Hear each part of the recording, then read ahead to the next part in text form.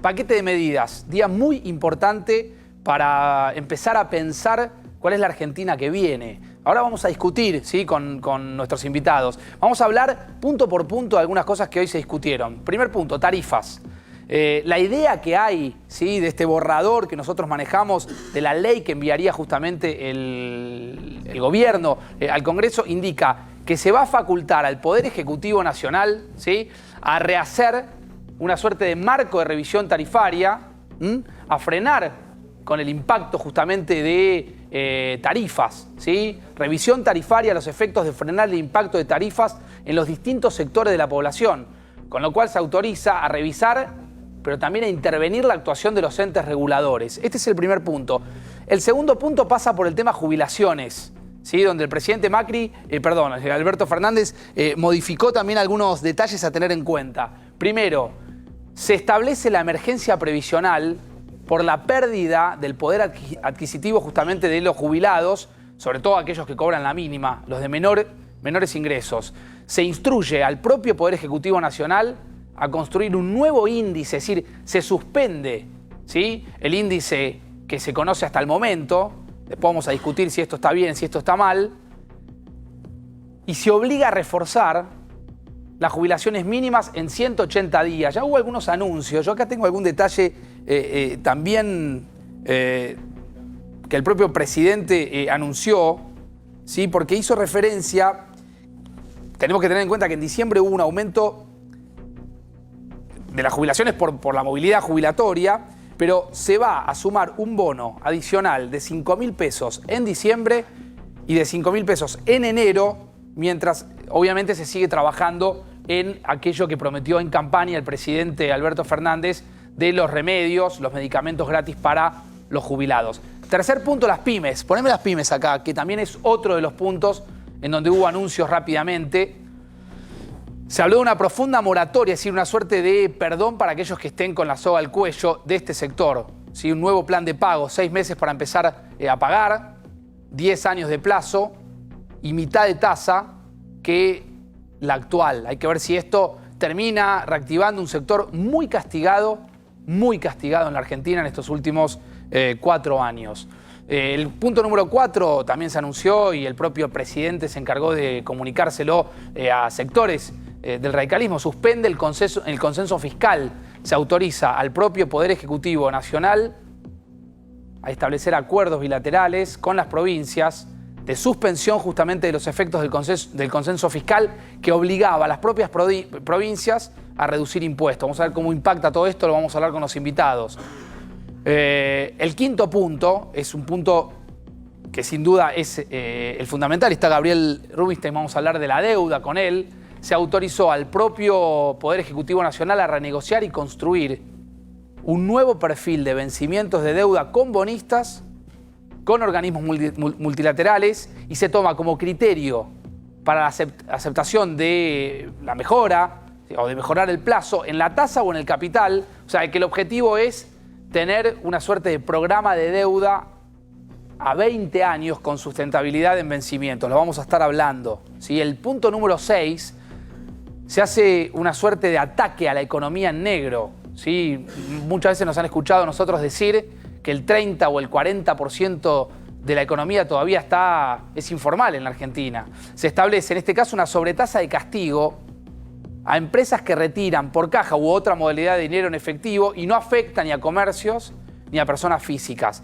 El punto número 7 de este borrador tiene que ver con bienes personales. Ahí lo tenemos. Esto se discutió mucho durante todo el día. Muchas de las cosas que nosotros contamos todavía no están del todo claras, pero se habla de que se dispone la alícuota anterior al sinceramiento fiscal, con una alícuota superior para activos en el exterior y un premio fiscal para los activos que regresen a la Argentina, es decir, los activos repatriados.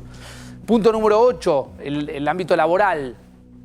Se va a facultar al Poder Ejecutivo Nacional a la exhibición total o parcial de las contribuciones a todas las pequeñas y medianas empresas que le mejoren ingresos de trabajadores que hayan perdido capacidad de compra en los últimos 4 años. Y asimismo se habilita esa facultad de cara a contemplar todo esto en las economías regionales. Y el punto número 9 punto número 9, tiene que ver con la emergencia sanitaria, donde se faculta también al Ejecutivo a disponer medidas para recuperar programas de vacunación y disponer sistemas impositivos de incentivo y recuperación de clínicas y obras sociales. Y el punto número 10, ¿sí?, hace referencia a la protección de las reservas argentinas, donde se establece un impuesto para gastos y pagos de dólares en el exterior, muy discutido durante todo el día, que va a constituir obviamente un fondo de mejora de jubilaciones, de infraestructura y de hábitat y fomento de turismo nacional. El punto número 11 pasa por la UH. ¿Sí? Se habilita la devolución del IVA automática de cuentas de 700 pesos a todos los beneficiarios y se va a financiar directamente desde el Tesoro Nacional. Yo esto que estamos contándoles y que ahora vamos a abrir y discutir con la mesa, le sumo lo que el propio presidente Alberto Fernández anunció hace algunos minutos en una entrevista periodística. Repito lo de los jubilados. En diciembre, al aumento por movilidad, que eso es ley de movilidad, a los jubilados se les va a sumar un adicional, un bono de 500 pesos en diciembre, y 5.000 pesos en diciembre y 5.000 pesos en enero. Y a los beneficiarios de la UH van a cobrar en diciembre un bono de 2.000 pesos. Y también se va a poner en marcha rápidamente lo que se llama el plan alimentar, donde cada mujer embarazada, cursando un embarazo de 3 meses y con hijos de hasta 6 años, van a recibir un bono de 4.000 pesos en el caso de que tengan un hijo y de 6.000 pesos si tienen más de un hijo. Y también lo que contó y anunció el gobierno es que el plan alimentar se va a poner en ejecución en Concordia. Se va a tomar esta primera ciudad para repartir 6.500 tarjetas alimentar. Disculpen ciertas desprolijidades porque esto está pasando prácticamente ahora. Es una noche muy intensa con mucha información. Vamos a darle la bienvenida a nuestros invitados. Está César Litkin, que es tributarista. Hola César, gracias. ¿Qué tal? Un gusto estar acá. ¿Pronuncié bien su apellido? Más sí, o menos. No, está perfecto. Bueno, hice el esfuerzo, se lo prometo. Está Facundo Suárez Lastra, está Daniel Vilota y está Gabriel Rubinstein también. ¿Impuestos por todos lados? Sí, se preparan los bolsillos para vaciarlos y pagar más impuestos. Una transferencia de ingresos del sector privado y productivo al sector público. De todas las medidas impositivas anunciadas, la que aplaudo es la moratoria impositiva. Es una necesidad, es un remedio que están esperando las empresas que en situación de crisis, de inestabilidad y de altas tasas de interés y de estrés financiero, tratan de pagar primero priorizando los salarios, priorizando los proveedores, y si alcanza pagan algo el Estado. Cuando no pueden pagar en términos, se va sumando una bola de nieve que después no se puede pagar nunca. La moratoria es el remedio adecuado. Facundo, ¿y ustedes lo van a aprobar? ¿La oposición va a consentir esto? Nosotros tenemos la mejor predisposición para evaluar, mirar con la mejor actitud todas las normas, pero la verdad es que todavía no llegaron al Congreso, son muy contradictorias. Hay cosas que nos preocupan por su inconsistencia. La doble indemnización es algo, yo diría, uno de los únicos puntos de política económica en los cuales han coincidido Cristina Fernández de Kirchner y Mauricio Macri, diciendo que atenta contra la capacidad de generación de empleo. En distintos momentos, en el año 2016, siendo presidenta de la Nación, lo dijo Cristina Fernández de Kirchner, y Macri, frente a un intento demagógico del peronismo, en acuerdo con los sindicatos, de imponerlo, lo vetó. Estamos hablando de cómo hacemos para que la Argentina genere trabajo. La Argentina tiene un sistema de indemnizaciones sumamente beneficioso para los trabajadores y diría que es de los más altos en el mundo, más seguro de desempleo. Hacer esto y eliminar el piso de las contribuciones patronales que tenía, que también facilitaban la cosa del empleo, nos parece que hay cosas muy contradictorias que queremos mirar con más detención. Tenemos el mejor espíritu de colaboración, pero creemos que le vamos a hacer un bien al país como oposición, con actitud positiva, pero tenga mano, compañero, esperemos un poquito, miremos un poco, porque hay cosas que son desprolijas y que están mal. Ahora le voy a preguntar a Daniel Vilota si arrancó bien el gobierno de Alberto Fernández. Lo charlamos en algunos minutos, pero está Gabriel Rubinstein también. Gabriel, ¿cómo le va? ¿Qué tal? ¿Cómo estás? Buenas noches, gracias por venir. ¿Esto es un plan económico? A ver, son medidas que están inscritas en algunas ideas, ¿sí? Martín Guzmán ha dicho que no están las condiciones para que haya una política fiscal expansiva. ¿Qué significa esto? Que no se puede aumentar el déficit fiscal. Y en realidad el gobierno de Macri termina con un déficit primario más o menos 0,6, 0,7, con tendencia hacia arriba, que si no se hacía nada, está en el orden del 1,7% del producto. O sea, las medidas, más allá de la discusión de cada una, las veo en una idea general de tratar de tener un déficit del orden del 1%, un déficit primario del orden del 1% del PBI, que suena razonable. Ahora, todavía como no conocemos, y las medidas se van conociendo una tras otra, y no está del todo claro, no está claro tampoco qué van a hacer bien con las jubilaciones, si se suspende cómo va a ser la indexación, aparentemente se quiere achatar la escala. Claro. Entonces, pero todas esas cosas, la verdad que hay que verlas, hay que evaluarlas. Ahora, como idea de mantener un déficit primario relativamente acotado, que no supere el orden del 1% del PBI, yo lo veo razonable, esa idea general. Ahora le hago la misma pregunta a Daniel en términos políticos, si arrancó bien en términos políticos, y a Gabriel, justamente, si arrancó bien en términos económicos. Ayer Miguel Ángel Broda habló del plan Papá Noel. Escúchalo.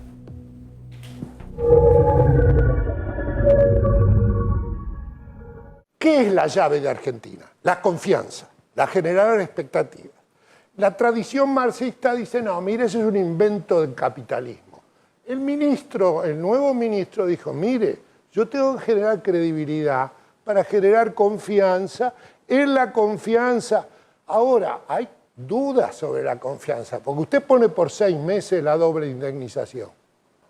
No se va a tomar a nadie, aunque no sea aplicable. ¿Por qué? Y porque puede después expandirse, a poder los nuevos también. O sea, Argentina es una máquina de violar derechos de propiedad. Y si usted viola los derechos de propiedad, la llave del crecimiento, que es la inversión y el aumento de productividad, en un país de inestabilidad macro como nadie, usted tiene que confiar que la única manera de salir de esta decadencia es generando credibilidad y confianza. O sea, uno entiende la coyuntura, lo mismo que en la Casa de Oro. Hay dificultades, hay que ajustarse y ahora. Pero la verdad es que todo lo tenemos que hacer con una visión de estratégica, renovación de expectativas, de confianza, de que esta tristísima historia que tenemos en términos económicos se puede revertir. Miguel Ángel Broda, en un diagnóstico, después hizo referencia a que él creía que este era un plan que lo podían identificar como un plan Papá Noel. Ahora vamos a hablar esta noche de confianza, ¿sí? ¿Qué opina Gabriel de esto? A ver, hay cosas que están siendo redistributivas. Le saco a uno, le saco al campo, saco a los que bienes personales, le saco a los que gastan de turismo, se lo doy a los jubilados, ya sea por estas mínimas o la UH o por el hecho que hay un déficit, que básicamente son los jubilados. Todo esto puede ser discutible y tiene pros y contras, ¿sí? El tema es él habla, Miguel Ángel Broda, de la confianza, la credibilidad. Yo creo que un punto muy importante en esta situación de Argentina tan estancada es que la economía se pueda reactivar. Si en 2020 la economía se reactiva, y la reactivación para mí viene fundamentalmente si logra bajarse fuerte la tasa de interés, que tiene que inscribirse en todo un plan. ¿A cuánto? Para mí podría bajar a 30%, pero depende muchísimo, crucialmente, de cómo se arregle las paritarias. Primero tiene que haber un acuerdo con los asalariados en general de cuánto es la recuperación del salario real, que no puede ser mucha. O sea, si los sindicatos pretenden recuperar todo lo perdido en estos años, 15, 20%, y vamos mal, porque se va a trazar el tipo de cambio y no va a ser para nada sostenible, y esa idea de sustentabilidad, de consistencia de que hablaba Martín Guzmán, no se va a cumplir. Si se logra ese acuerdo, después hay que trabajar en la nominalidad. Por ejemplo, que los salarios aumenten en 2020, claro, 25%, dólar 20, etcétera. Vayamos a una inflación del 22%, y en ese caso la tasa de interés puede bajar al 30%, 25-30%. La demanda de crédito se reactiva, se baja un poco el stock del ELIC para abastecer esa demanda de crédito, todo en consistencia con la política monetaria, y eso lograría reactivar la economía fuertemente. Y de ahí estaríamos en un punto mejor y no solo pensando que te saco a vos para darme a mí, te saco al otro para darle al otro. En términos políticos, Daniel. Muy prematuro para hacer un balance, auspicioso el discurso de Alberto Fernández en la Asamblea Legislativa. Han pasado muchísimas cosas en el curso. Claro, hoy alguien decía, Alberto tiene que ponerse su propio discurso y escuchárselo, porque ya empezaron a pasar algunas cosas que van en un sentido contrario. Bueno, una parte de esto es lo que va a ocurrir ahora en el Congreso, suponemos que esta semana. Hoy se había anunciado que llegaban las leyes, finalmente no lo hicieron. Es muy breve el plazo, diría que inexistente, para que la oposición analice de verdad y dé un debate serio y responsable. Es decir, hay un intento de acelerar el ritmo, de encarar algunas reformas, pero me parece que este kirchnerismo que llega después de 12 años está bajo la lupa del resto de la dirigencia política y también de la sociedad. El hecho que me llama mucho la atención es la falta de pronunciamiento de algún funcionario nacional sobre lo que pasó esta tarde en la capital con la UTA. ¿Sí? No es un hecho menor. Es decir, la gente que intentó ocupar por la empresa Dota, muy identificada con Hugo Moyano, digo, y en un momento donde nos recordaba la intervención policial sin juzgar particularmente a nadie, a lo peor de los años 90. Llegaba la policía cuando todo había ocurrido. Entonces, la verdad que esa ausencia del Estado en un gobierno que quiere hacer del intervencionismo su gran pauta de reordenamiento social me llamó mucho la atención y la verdad que me dejó muy inquieto. Facundo. Yo creo que una de las formas de recuperar confianza, que es lo que hablaba Bro, de lo que se viene conversando, y que hay que aprovechar la oportunidad que en estas circunstancias la oposición es razonable y cooperativa. Acá la oposición no está esperando a agazapadas, totalmente. Va a ser así. Totalmente, pero necesitamos que vengan al Congreso a discutir las cosas. Lo dijo Alberto Fernández en el Congreso. En el mismo Congreso él dijo, llegó la hora de más democracia para resolver la democracia. Entonces más diálogo, más consensos, más discutir. En el más Parlamento discutir. ¿Hay diálogos? Sí, lo que estamos esperando es que dialoguen con nosotros. ¿Dialoga no que pidan... Kirchner, ¿dialoga Máximo Kirchner con Mario Negri? Sí, dialogan. Hoy mismo estuvieron dialogando. Pero tienen algo en común, que ni Máximo Kirchner ni Mario Negri saben qué son las medidas y no se las comunicaron ni las vieron. Entonces va a haber confianza cuando haya un espacio... ¿Se dice que el gobierno le guarda, digamos, le escatima las propias medidas? No, digo que las están haciendo de apuro, que las cambian, que cuando ven que le falta una cosa le sobra otra, que hicieron una cuenta que no cerraba. Se perdieron el tiempo. El presidente salió a viajar por el mundo, no definió el equipo económico, no dio tareas. Entonces lo que debería ser un plan de arranque consistente son una serie de medidas que yo coincido que en términos generales están bien inspiradas. Apuntan a mantener el equilibrio fiscal, apuntan a resolver el problema de la deuda, donde van a tener total apoyo. La Argentina tiene capacidad de pago, tiene un problema de liquidez, pero no puede ahogar a la vaca productora de los recursos y de los dólares. Entonces hay que tener mucho cuidado. Este factor, es cierto que las retenciones o los derechos de exportación están actualizados a los límites legales que tenían. Pero también es cierto que los precios de los commodities se estabilizaron, es cierto que hay sequía y que ya hay menos producción. Entonces hay cosas que hay que evaluar, que las tenemos que ver, y va a haber predisposición en la oposición. Ahora, eso va a generar confianza, cuando se vea que todos logramos un punto de acuerdo para ir juntos. El rol de la oposición. Ayer en la voz de uno de los referentes de la oposición, ¿Monzó es de la oposición? Casi. A ver, escuchémoslo. Escuchémoslo a Monzó, dale.